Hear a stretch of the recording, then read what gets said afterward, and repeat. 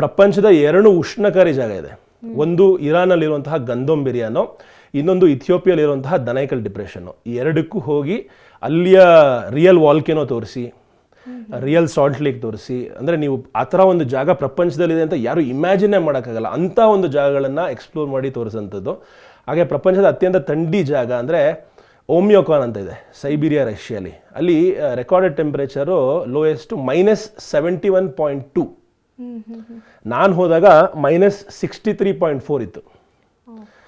ಅಂದರೆ ನೀವು ಹೆಂಗೆ ಅಂದರೆ ಕಣ್ಣು ಪೋರ್ಷನ್ ಬಿಟ್ಟು ಮೈನ ಯಾವುದೇ ಒಂದು ಭಾಗ ಕೂಡ ಎಕ್ಸ್ಪೋಸ್ ಮಾಡೋಕ್ಕಾಗಲ್ಲ, ಅಷ್ಟು ಚಳಿ ಇರುತ್ತೆ. ನಿಮ್ಗೆ ಮುಂಚೆನೇ ಅದ್ರ ಬಗ್ಗೆ ಐಡಿಯಾ ಇತ್ತಾ? ಅಷ್ಟೊಂದು -ಡಿಗ್ರಿ ಟೆಂಪ್ರೇಚರ್ ಇರುತ್ತೆ, ನಾನು ಈ ಥರ ಓದಿರ್ತೀವಲ್ಲ, ರಿಸರ್ಚ್ ಮಾಡಿದಾಗ ಓದಿರ್ತೀವಿ ಚಿಕ್ಕ ಪುಟ್ಟ. ಆಮೇಲೆ ಯಾರು ಬೇರೆಯವ್ರು ಹೋಗಿದ್ರೆ ಅವ್ರ ಹತ್ರ ಒಂದ್ಸಲಿ ಮಾತಾಡಿರ್ತೀವಿ ಹೆಂಗೆ ಪ್ರಿಪ್ರೇಷನ್ ಮಾಡಬೇಕು ಅಂತ. ಈಗ ಆ ಜರ್ನಿ ಮಾಡಬೇಕು ಅಂದರೆ 45 ದಿವಸ ನೀವು ಟೈಮ್ ಕೊಡಬೇಕು. ಬೆಂಗಳೂರಿಂದ ಬ್ಯಾಂಕಾಕ್ ಹೋಗಿ, ಬ್ಯಾಂಕಾಕಿಂದ ಮಂಗೋಲಿಯಾ ಹೋದೆ. ಮಂಗೋಲಿಯಾ ಪ್ರಪಂಚದ ಅತ್ಯಂತ ಥಂಡಿ ರಾಜಧಾನಿ. ಅಲ್ಲಿ ವರ್ಷದಲ್ಲಿ 6 ತಿಂಗಳು -45 ಇರುತ್ತೆ. World's coldest capital. ಅಲ್ಲಿಂದ ಜರ್ನಿ ಮಾಡಿಕೊಂಡು ಬಾಡಿನ ಅಕ್ಲಮಟೈಸ್ ಮಾಡಿ ಸ್ಲೋಲಿ ಮೇಲೆ ಮೇಲೆ ಮೇಲೆ ಮೇಲೆ ಹೋಗಿ ಮಂಗೋಲಿಯಾದಿಂದ ರಷ್ಯಾಗೆ ಟ್ರೈನಲ್ಲಿ ಹೋಗಿ, ಅಲ್ಲಿಂದ ವರ್ಲ್ಡ್ಸ್ ಕೋಲ್ಡೆಸ್ಟ್ ಸಿಟಿ ಇದೆ ಯಾಕೂಟ್ಸ್ ಅಂತ, ಯಾಕೂಟ್ಸ್ಗೆ ಹೋಗಿ ಅಲ್ಲಿ ಉಳಿದು ಅಲ್ಲಿ ಅಕ್ಲಮಟೈಸ್ ಆಗಿ -50 ಇರುತ್ತೆ. ಅಲ್ಲಿಂದ ಓಮಿಯೋಕಾನ್ಗೆ ವರ್ಲ್ಡ್ಸ್ ಮೋಸ್ಟ್ ಡೇಂಜರಸ್ ಹೈವೇ ಇದೆ. ಅಲ್ಲಿ ಹೆಂಗೆ ಅಂದರೆ -60 ಇರುತ್ತೆ ಹೈವೇ. ನಿಮ್ಮ ಕಾರ್ ಏನಾದ್ರು ಹೀಟರ್ ಆಫ್ ಆಗಿ ಅಥವಾ ಗಾಡಿ ನಿಂತೋಗ್ಬಿಟ್ರೆ ಅರ್ಧ ಗಂಟೆ ಸತ್ತೋಗ್ಬಿಡ್ತೀರಾ ನೀವು. ಅದಕ್ಕೆ ಅಲ್ಲಿ ಯಾರನ್ನು ಒಬ್ಬರೇ ಗಾಡಿ ಓಡಿಸಲ್ಲ. ಲಾರಿ ಹೋದ್ರು ಇಬ್ಬಿಬ್ರು ಒಟ್ಟಿಗೆ ಹೋಗ್ತಾರೆ, ಕಾರಲ್ಲಿ ಹೋದ್ರು ಇಬ್ಬಿಬ್ರು ಒಟ್ಟಿಗೆ ಹೋಗ್ತಾರೆ. ಬೈಕಿಗೆಲ್ಲ ಮರ್ತೋಗಿ, ಬೈಕೆಲ್ಲ ಅಲ್ಲಿ ಇಲ್ವೇ ಇಲ್ಲ.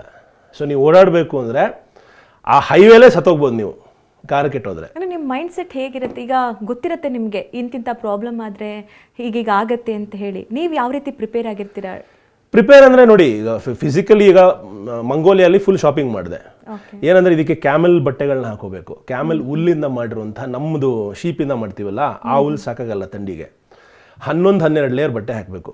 ಒಂದು 8-9 kg ಬಟ್ಟೆ ಹಾಕಬೇಕು. ಮತ್ತು ಶೂ ಇಷ್ಟು ಎತ್ತರ ಇರುತ್ತೆ. ಆ ಶೂ ಒಳಗೆ ರೈನ್ಡಿಯರ್ದು ಫರ್ ಇರುತ್ತೆ. ಶೂ ಸೋಲ್ ಇಷ್ಟು ದಪ್ಪ ಇರುತ್ತೆ. ಒಂದ್ಸಲಿ ಮಂಗೋಲಿಯಾ ದೇವಸ್ಥಾನದೊಳಗೆ ಶೂ ಹಾಕೊಂಡು ಹೋಗಿದ್ದೆ. ನಮ್ಮಲ್ಲಿ ಎಲ್ಲರೂ ಕಾಮೆಂಟ್ ಮಾಡ್ತಾಯಿದ್ರು, ಏನ್ರಿ ದೇವಸ್ಥಾನ ಒಳಗೆ ಶೂ ಹಾಕೊಂಡು ಹೋಗ್ತೀರಾ, ಮರ್ಯಾದೆ ತೆಗಿತಾ ಇದ್ದೀರಾ ನಮ್ಮದು ಅಂದರು. ಅಲ್ಲೆಲ್ಲ ಯಾರು ಶೂ ತೆಗಿಯೋಕ್ಕಾಗೋದಿಲ್ಲ. ಶೂ ತೆಗೆದು ಸತ್ತೋಗ್ಬಿಡ್ತೀರಾ, ಯಾಕಂದರೆ ಫೀಟ್ ಥಂಡಿ ಆದರೆ ನೆತ್ತಿಗಿರುತ್ತೆ ಥಂಡಿ. ಸೊ ಅಲ್ಲಿ ನೀವು ಶೂ ತೆಗಿತೀನಿ ದೇವಸ್ಥಾನದಲ್ಲೂ ಅಂದರು ತೆಗಿಯಕ್ಕೆ ಬಿಡಲ್ಲ ನಿಮ್ಮನ್ನು.